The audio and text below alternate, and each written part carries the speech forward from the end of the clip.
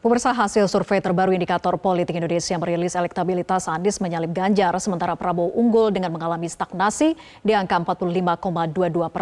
Apakah hasil survei ini menggambarkan Pilpres mutlak dua putaran? Kita akan membahasnya bersama dengan Wasekjen Partai Nasdem Jafar Siddiq, Komandan Teritorial TKN Prabowo Gibran Ahmad Doli Kurnia, Wakil Ketua TPN Ganjar Mahfud Beni Ramdhani, serta peneliti Indikator Politik Indonesia Bawono Kumoro. Selamat sore Bang Jafar, Bang Doli, Bang Beni, dan juga Mas Bawono. Selamat sore Mbak Vera. Selamat sore Pak Beni, Mas Jafar. Saya boleh ke Mas Bawono dulu ya. Mas Bawono, menarik mencermati hasil survei indikator politik terbaru, belum ada satupun capres yang melampaui angka 50% lebih, padahal masa kampanye hanya tinggal 20 harian lagi. Artinya, apakah ini menegaskan bahwa Pilpres mutlak dua putaran? Iya, Mbak Vera, terima kasih. Kalau kita bandingkan temuan survei yang baru kami rilis hari ini dengan temuan survei nasional tatap muka yang kami lakukan di akhir November hingga awal Desember lalu, memang kita temukan ada stagnasi di elektabilitas pasangan Prabowo Gibran, gitu ya. Jadi dibandingkan survei 1 bulan lalu, belum ada kenaikan kembali dari pasangan Prabowo Gibran, jadi masih berkisar di angka 45%. Dinamika yang jauh lebih dinamis justru terjadi di pasangan 01 dan pasangan 03. Kalau 1 bulan lalu pasangan 03 Ganjar Pranowo Mahfud MD masih berada di posisi kedua, sekarang pasangan Amin Anies Mohaimin justru yang berada di posisi kedua. Meskipun lagi-lagi kami harus sampaikan bahwa jarak elektabilitas antara pasangan 01 dan 03 itu masih berada dalam margin of error 3,5% gitu ya. Jadi memang dinamika yang jauh lebih hebat gitu ya, yang jauh lebih dinamis terjadi di pasangan nomor 1 dan nomor 3. Nah, apakah Pilpres akan berlangsung 1 putaran atau 2 putaran? Kedua-duanya masih terbuka kemungkinan dalam 1 bulan ke depan. Apakah di 1 bulan ke depan nanti pasangan 02 akan kembali naik elektabilitasnya, atau justru pasangan 02 dan pasangan 01 dan 03 yang berhasil merebut sebagian besar undecided voter yang menurut survei kami kali ini itu tinggal kurang dari 6% saja. Oke, peluangnya masih terbuka. Tapi begini, kalau misalnya skenarionya adalah 2 putaran, maka yang lolos bersaing sementara ini begitu ya adalah Prabowo dan Anies, dengan melihat tren kenaikan Anies dan juga stagnasi dari Prabowo, sementara terjadi penurunan di Ganjar. Ya, kita masih harus lihat selama 1 bulan ke depan ya, bahwa tadi saya sampaikan antara pasangan nomor 1 dan nomor 3 ini jarak elektabilitasnya masih dalam 3,5% margin of error gitu. Jadi apakah kalau misalnya berlangsung 2 putaran, siapa yang akan berhadapan dengan pasangan 02 di putaran kedua nanti, itu masih terbuka kemungkinan antara Anies Mohaimin dengan Ganjar Mahfud.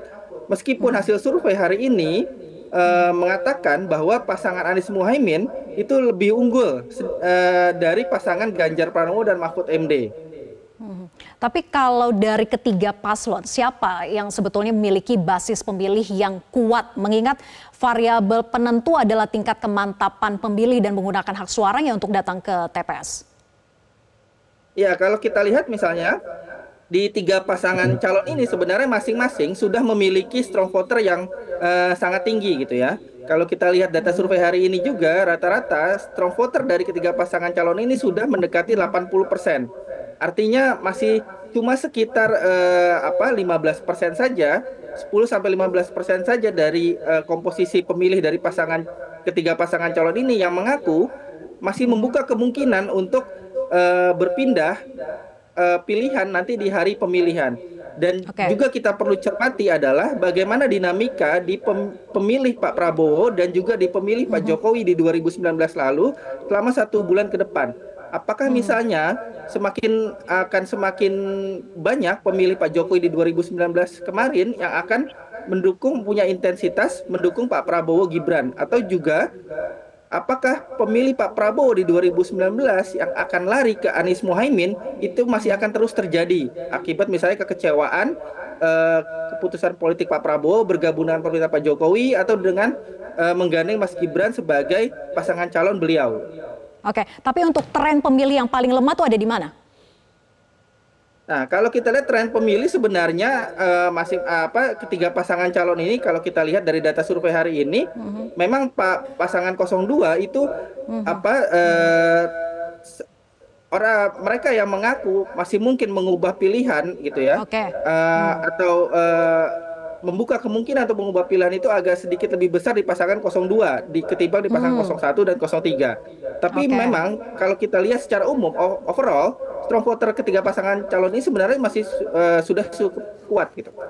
Oke, tren pemilih Prabowo paling lemah begitu ya. Saya ke Bang Benny. Bang Benny, sebelumnya kan TPN itu pernah merilis hasil survei internal begitu ya, bahwa Ganjar berada di posisi kedua dan realistis Pilpres itu 2 putaran. Apa tanggapannya atas hasil survei indikator terbaru ini yang menyatakan bahwa Ganjar disalip oleh Anies sehingga Ganjar berada di posisi ketiga dan tren Ganjar tadi dikatakan terus mengalami penurunan, Bang Benny? Di satu sisi exactly ya apa yang dilakukan oleh indikator dan kita setuju. Sejak awal prediksi kami dengan berbagai hasil survei bahwa Pilpres itu akan berakhir di 2 putaran, tidak 1 putaran.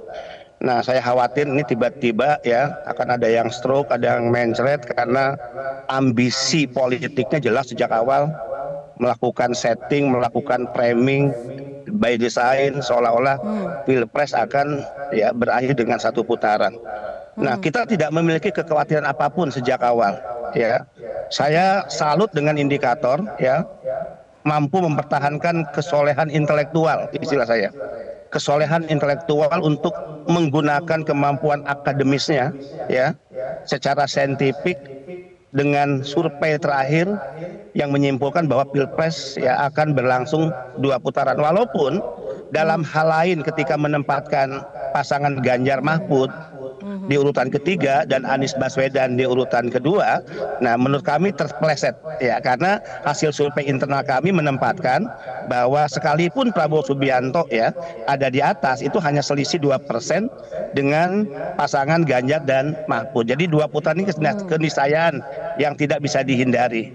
Yang tentu ini harus kita hormati sebagai hasil survei. Mereka yang masih memelihara dan merawat kesolehan intelektual, bukan lembaga survei jadi-jadian dengan tipu-tipu politiknya atas by design, by order ya, kemudian memanipulasi hasil survei di tengah-tengah masyarakat.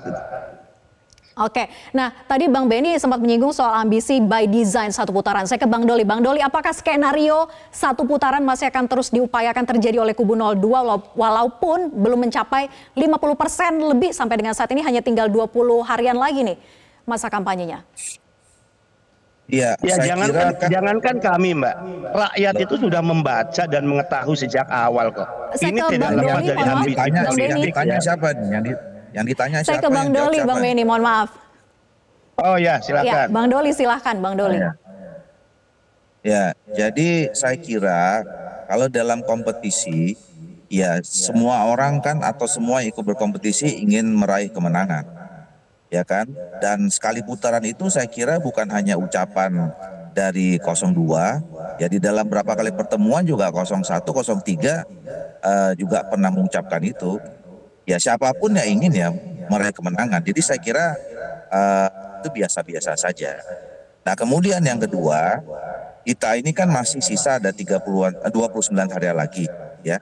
Saya kira kita juga mengikuti perkembangan setiap survei dan saya kira kita konsisten saja kalau hasil keputusannya misalnya hari ini kita melihat kan ini kan nggak ada bicara tentang sekali putaran atau 2 putaran gitu.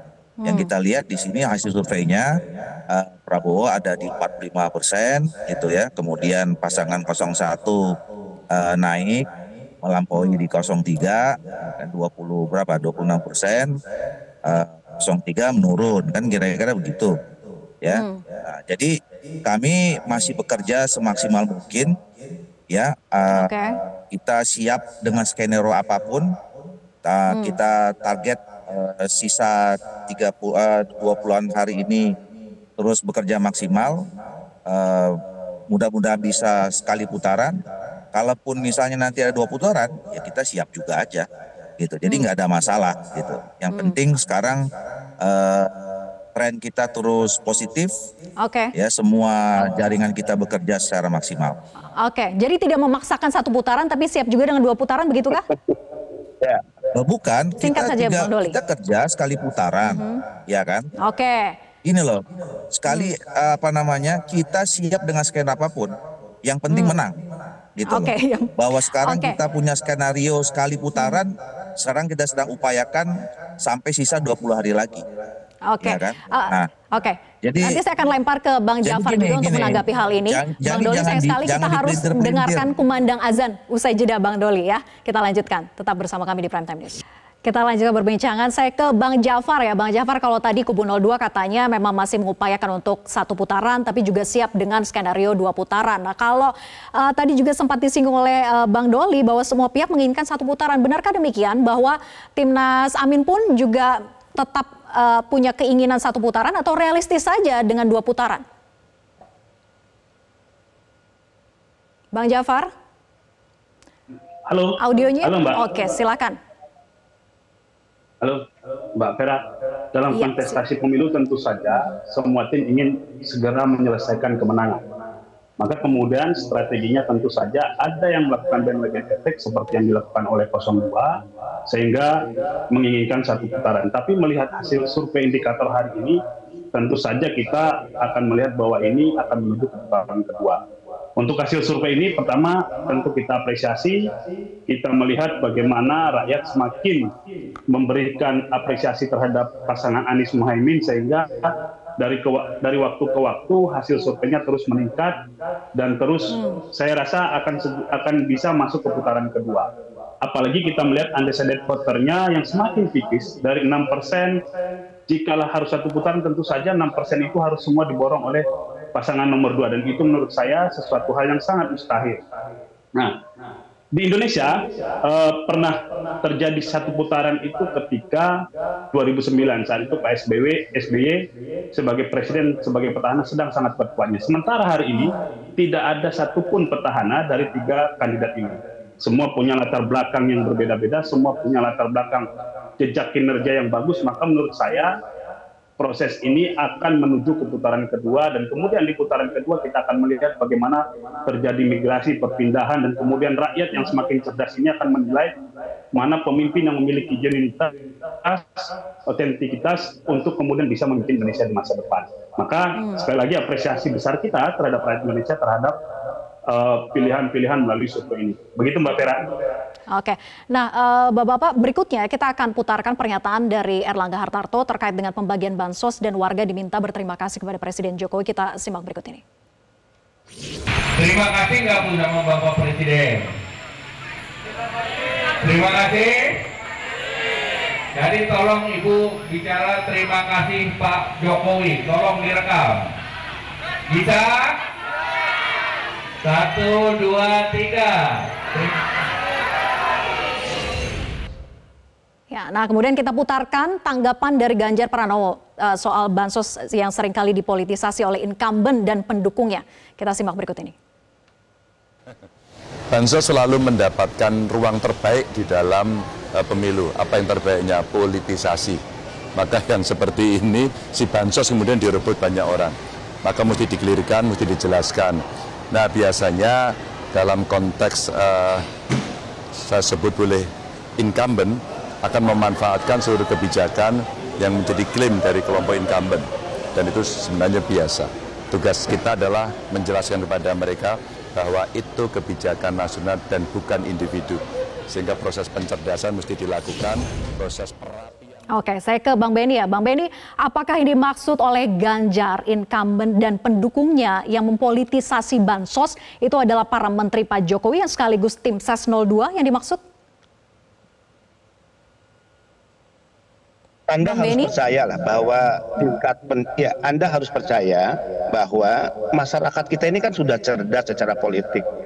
Mereka mendapatkan edukasi politik dari berbagai sumber ya, bahkan media sosial hari ini. menjadi sumber informasi yang sangat efektif dalam mengedukasi publik. Saya selalu mengatakan ada 4 kejahatan yang selalu menyertai pesta demokrasi. Apakah pilkada, apakah pemilu legislatif, apakah pilpres. Satu, apa yang disebut dengan politik uang. Ini kejahatan yang sangat masif yang dilakukan oleh siapapun yang berkontestasi. Dan ini adalah praktek politik yang sangat jahat ya dalam berbagai kontestasi di negara kita, baik daerah maupun pusat. Yang kedua adalah kejahatan politisasi birokrasi. Birokrasi dijadikan mesin politik. Semua harus tunduk pada keinginan siapa yang menjadi kepala daerah, bahkan pejabat gubernur cawe-cawe ya, untuk mengarahkan para birokrat di daerah memberikan dukungan pada calon tertentu misalnya. Kemudian kejahatan yang ketiga adalah politiking penyelenggara. Bahwa KPU secara norma adalah independen sebagai penyelenggara, bahwa Bawaslu independen, tapi prakteknya selalu akan ada oknum-oknum yang menjadi bagian afiliasi politik ya, melakukan kejahatan demokrasi. Nah, yang keempat adalah kapitalisasi ya kekuasaan. Jadi siapa yang berkuasa mengkapitalisasi kekuasaan pada dirinya, bahkan berani memanipulasi program-program pemerintah yang seolah-olah itu adalah program dari calon tertentu. Bisa dibayangkan. Nah, menurut saya kalau ini kita setuju mengatakan kejahatan yang sangat destruktif dan tidak edukatif kepada masyarakat, maka pelakunya adalah penjahat. Nah, apakah para menteri mau disebut penjahat? Apakah mereka yang disebut elit dan pemimpin hari ini mau disebut penjahat? Saya pasti enggak. Nah, serahkan pada rakyat siapa pemimpin yang benar-benar hadir pada dirinya semangat kenegarawanan, semangat merah putih, semangat republikan ya, ataukah pemimpin yang memanipulasi kekuasaannya hanya untuk kontestasi 5 tahunan. Karena bedanya politisi dengan negarawan kan sederhana. Negarawan akan selalu bicara tentang generasi berikut, tapi politisi hanya akan berbicara tentang ya pemilu berikut. Jadi kita serahkan aja pada masyarakat. Masyarakat sudah cerdas kok Mbak hari ini. Oke. Tapi seberapa besar bahayanya dampak politisasi bansos jika terus terjadi secara masif, Bang Benny? Ya, kita mengcounter dengan mengedukasi. Jadi akan dilihat oleh publik mana pemimpin yang memanipulasi, mana pemimpin yang mengedukasi. Bahwa bansos itu adalah hak rakyat, bansos apapun namanya program pemerintah, semua bersumber dari keuangan rakyat, pajak masyarakat. Maka tidak ada satupun pihak elit kekuasaan di negara ini yang bisa memanipulasi itu. Bicara atas nama rakyat tapi sesungguhnya untuk kepentingan kelompoknya. Ini kejahatan yang tidak bisa ditolerir oleh siapapun. Masyarakat yang menginginkan demokrasi ini berjalan baik. Karena apa? Pemilu kontestasi demokrasi itu jangan bicara hasil, tapi harus bicara proses. Jika seorang pemimpin lahir dari proses demokrasi yang jahat, yang buruk, maka sesungguhnya kita telah memilih seorang penjahat, bukan pemimpin. Oke, tanggapannya Bang Doli, tadi dikatakan bahwa kejahatan yang tidak bisa ditolerir. Ya, saya kira kita semua setuju ya bahwa pemilu ini harus kita jaga dengan baik, ya berjalan secara demokratis, sehat, ya memenuhi prinsip-prinsip jurdil, luber dan seterusnya gitu, ya. Saya kira tidak ada yang menginginkan satupun bahwa proses demokrasi ini itu cacat, apakah cacat prosedural atau cacat substansial gitu. Nah, tapi perlu diingat ya bahwa yang namanya unsur pemerintah itu ada di semua pasangan ya. Di 01 ada, di 02 ada, 03 ada.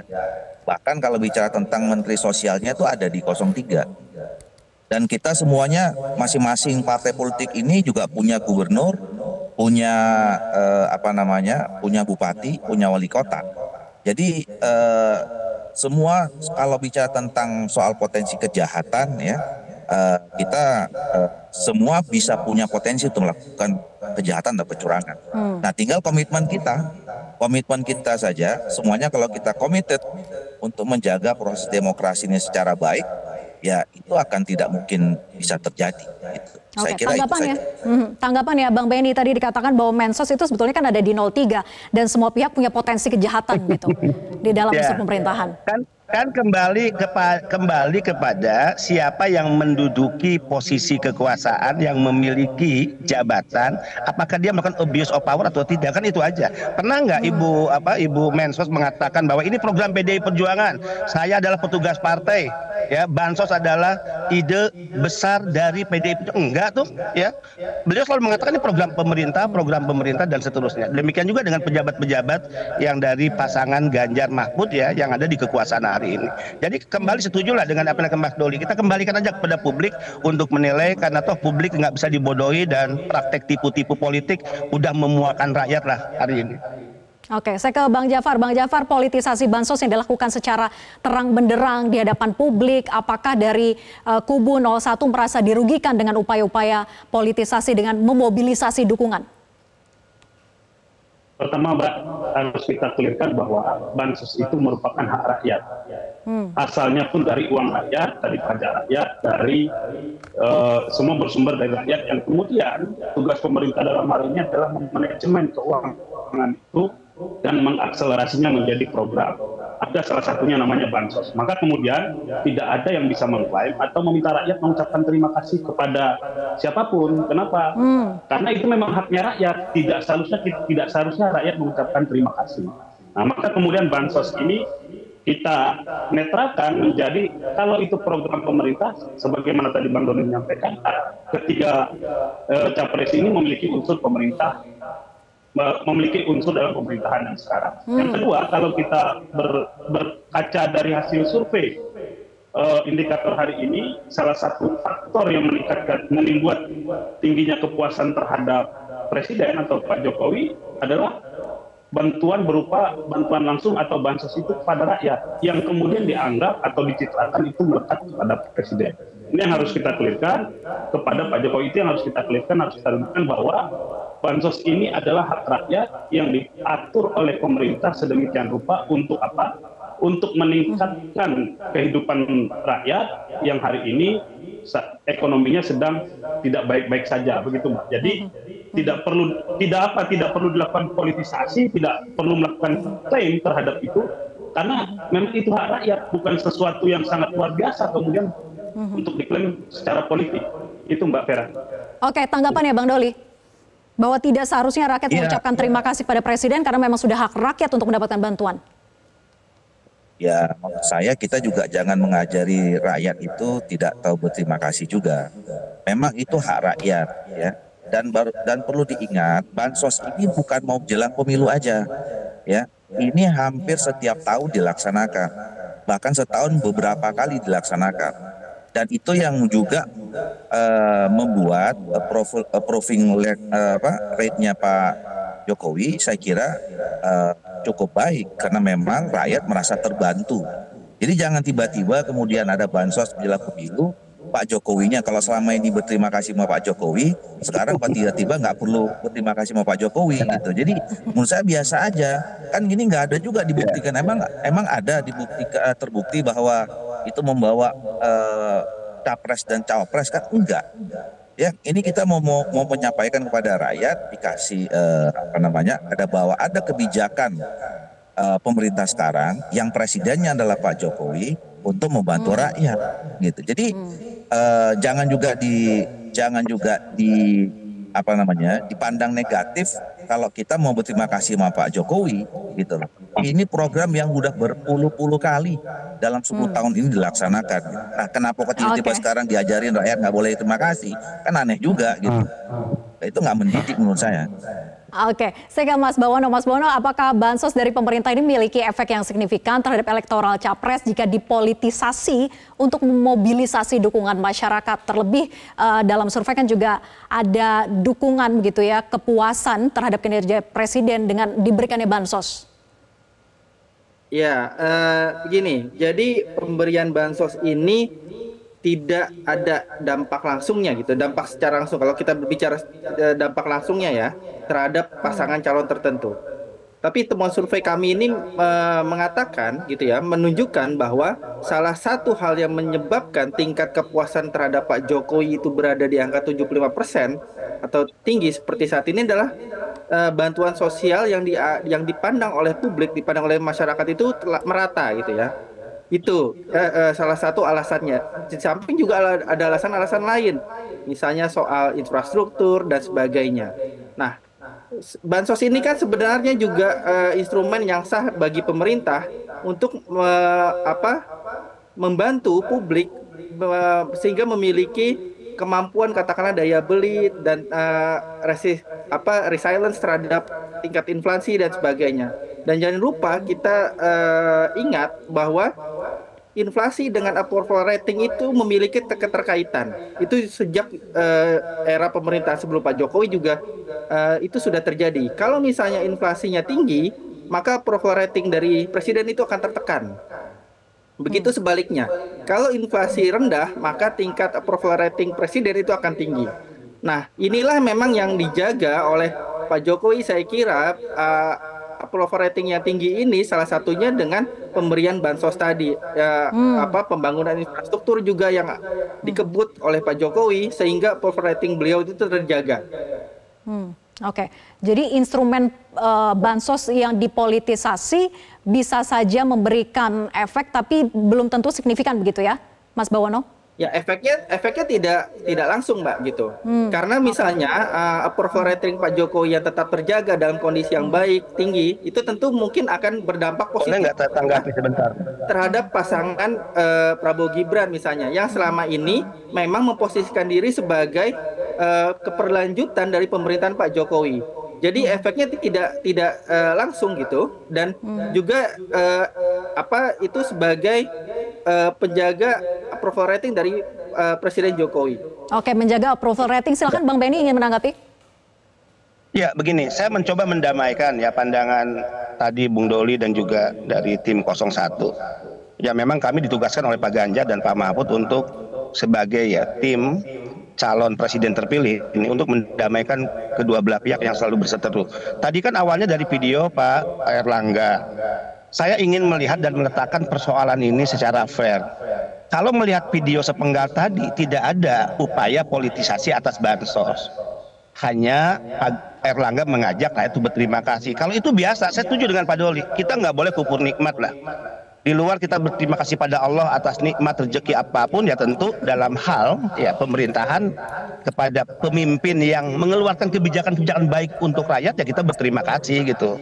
Nah, yang kita tidak inginkan jika ada pihak, ini kan belum ada nih kalau lihat video tadi, jika ada pihak yang mempolitisasi seolah-olah ini kebijakan presiden, kemudian nanti dikaitkan dengan maka karena presiden dukung Prabowo, presiden mengarahkan rakyat yang menerima bansos untuk mendukung Prabowo. Nah, itu politisasi, Mbak. Ya, kita letakkan persoalannya secara fair.